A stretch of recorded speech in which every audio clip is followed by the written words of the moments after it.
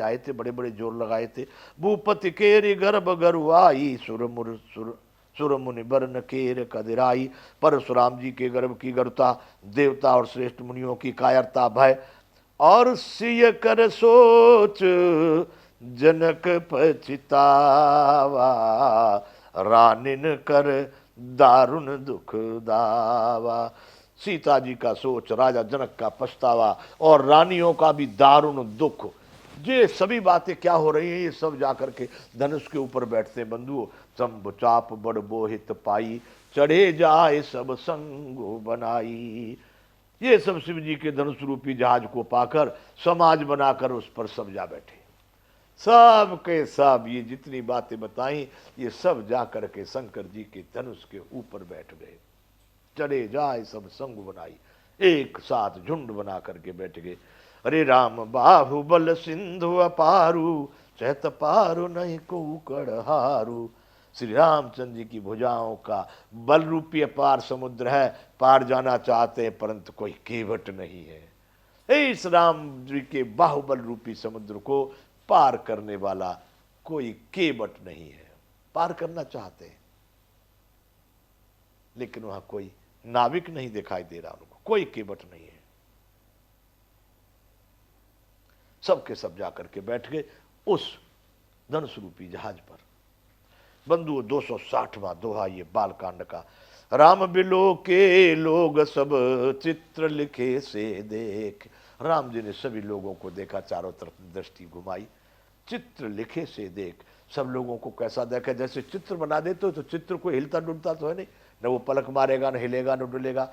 सभी लोग इस तरह से बैठे हुए थे उस धनुष यज्ञशाला में, उस मंच पर, उस क्षेत्र में, जहां तक वो यज्ञशाला का क्षेत्र था, कि चित्र लिखे से देख। कोई भी बच्चा, छोटा बड़ा, बूढ़ा, साधु, महात्मा, देवता, किन्नर, राक्षस, मनन, कोई भी हिल नहीं रहा था। देखो क्या होने वाला, क्या होने वाला। जब ऐसा क्षण होता तो सब लोग एकदम समाधिस्थ हो जाते। वैसी स्थिति, राम बिलो के लोग सब चित्र लिखे से देख। सब बिल्कुल चित्र जैसे बने हुए ऐसे थे। राम जी ने ऐसे दृष्टि जब घुमाई तो घुमाते घुमाते पहुंच गई वो दृष्टि कहाँ, सीता जी के पास। चितई सी कृपा यतन, जानी विकल विशेष। इस तरह से नजर घूमते घूमते कृपा धाम श्री राम जी की नजर जब सीता जी की ओर देखा तो उन्हें विशेष व्याकुल जाना। क्या विचार कर रही होंगी उस समय जानकी जी। चितई सीय कृपा यतन, जानी विकल विशेष। जानकी जी की ओर देखा जिन्होंने अपने जीवन मरण का प्रण ठान रखा है। कृपा सिंधु है वो, कृपा धाम है, करुणा निधान है। तो जो जानकी जी को खुद चाह रहे हैं तो उनकी स्थिति क्यों नहीं जान पाएंगे। तो जब राम जी ने देखा जानकी जी को, जानी विकल विशेष, यानी इतनी व्याकुलता थी उनको कि कदाच 10-5 क्षण की भी देर करता हूं तो ये प्राण त्याग देंगी। बंधु यहां आगे कह रहे हैं, गोस्वामी जी ने लिखा अपनी भाषा में कि कापर सा जब कृषि सुखाने, सम निमिष। वर्षा यदि हो खेती सूखने के बाद तो खेती फिर से खड़ी नहीं होगी, नष्ट होने के बाद बरसात किसी काम की नहीं।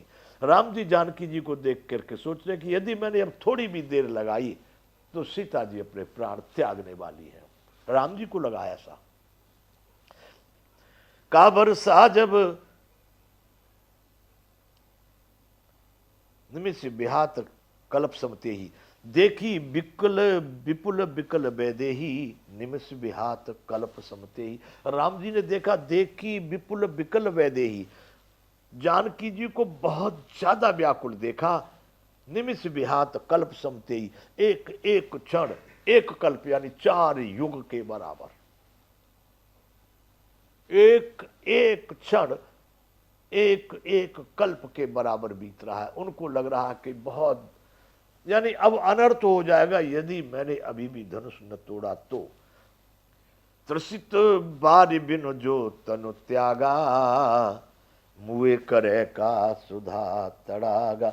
बंधुओं, मैं नहीं जानता, अमृत का सेवन हमने नहीं किया, राम नाम को अमृत मान करके अपने लेते रहो। लेकिन सही में अमृत का क्या गुण होता है?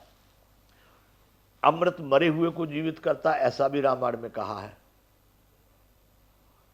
और इसी रामायण में यह भी बात आती है कि मरे हुए को अमृत जीवित नहीं करता, जिंदे को अमर करता है। अब इसमें से क्या सही है इसको मैं नहीं जानता। यहां पर गोस्वामी जी लिख रहे हैं, त्रसित बारे बिनु जो तनु त्यागा, मुए करे का सुधा तड़ागा। राम जी के विचारों में ये बात आ रही है, यदि प्यासा आदमी पानी के बिना शरीर छोड़ दे तो उसके मर जाने पर अमृत का तालाब भी क्या करेगा। अर्थात वो कहना चाह रहे हैं कि अमृत के तालाब में भी डालो तो वो जीवित नहीं होता है, मर गया तो मर गया। अर्थात यहां कहने का अभिप्राय लगता है कि अमृत जीवित को अमर करता है, मरे हुए को जीवित नहीं करता। यहां पर यह बात सिद्ध हो रही है क्या? त्रसित बार बिन जो तन त्यागा, मुए करे का सुधा तड़ागा। इसका कभी चिंतन होगा, कोई प्रश्न होगा तो बाद में चिंतन करेंगे बंधुओं पर। लेकिन यह बात यह है, राम जी सोच रहे कि यदि कोई पानी के बिना प्यासा मर गया, उसके बाद अमृत के तालाब में भी डालो तो उसका कोई फायदा नहीं है। का बरसा जब कृषि सुखाने, समय चूक पुण्य का पछताने।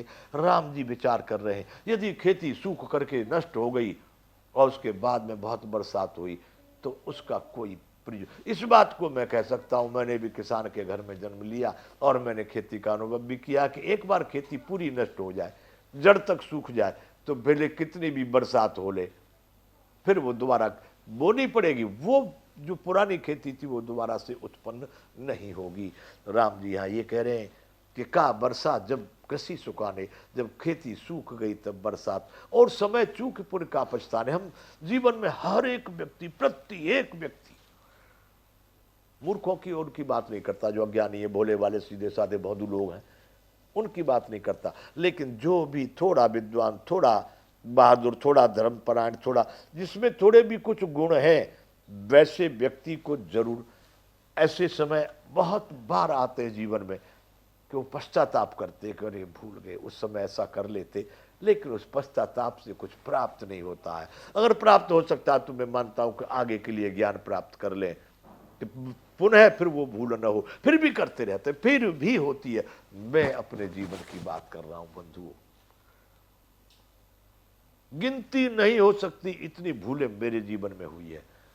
पश्चाताप भी हुए हैं, पर यूं सोच करके, क्या सोच करके, समय चूक पुण्य का पछताने। गीत भी लिखते गया वैसे ही। आ जाएगी बंधुओं कुछ दिन में तो संभव है।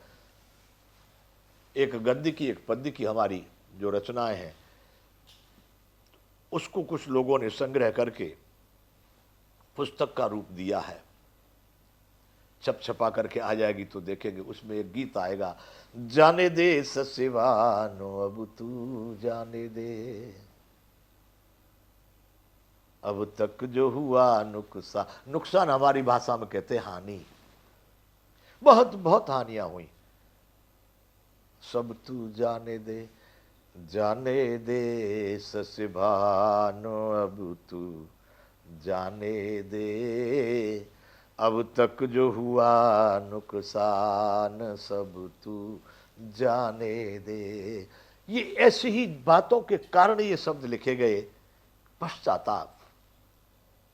मेरे जीवन में बहुत ऐसे समय आए हैं, अज्ञान, वैसी संगत का न मिलना, वैसा ज्ञान न होना, वैसी लोगों की बात न मानना, अपने अहंकार का पोषण करना, अपने अहंकार को न त्यागना, बहुत सारे कारण हैं। उन जितनी भी घटनाएं घटी पश्चाताप होने की, मैं दूसरे के ऊपर आरोपित करना चाहूं तो कर सकता हूं कि हर जगह पर, लेकिन ये कायरता है। मानव की सबसे बड़ी कायरता क्या? अपनी भूलों से, अपने द्वारा कोई भी भूल गलतियां की, क्या बताया साहब उन्होंने हमारे साथ ऐसा कर दिया, उसने है, ऐसा भी है। मैं कह सकता हूं एक सामूहिक रूप से मेरी संगत, वह भी संगत मेरी संगत खराब थी, उनके लिए वो ठीक थी, पर मेरी संगत, मेरे कर्म, मेरे विचार, मेरा आचरण, यदि कोई पश्चाताप हुआ तो मैंने भूल की। तो बंधुओं, बड़े बड़े पश्चाताप जीवन में, जो भी थोड़े बुद्धिमान लोग हैं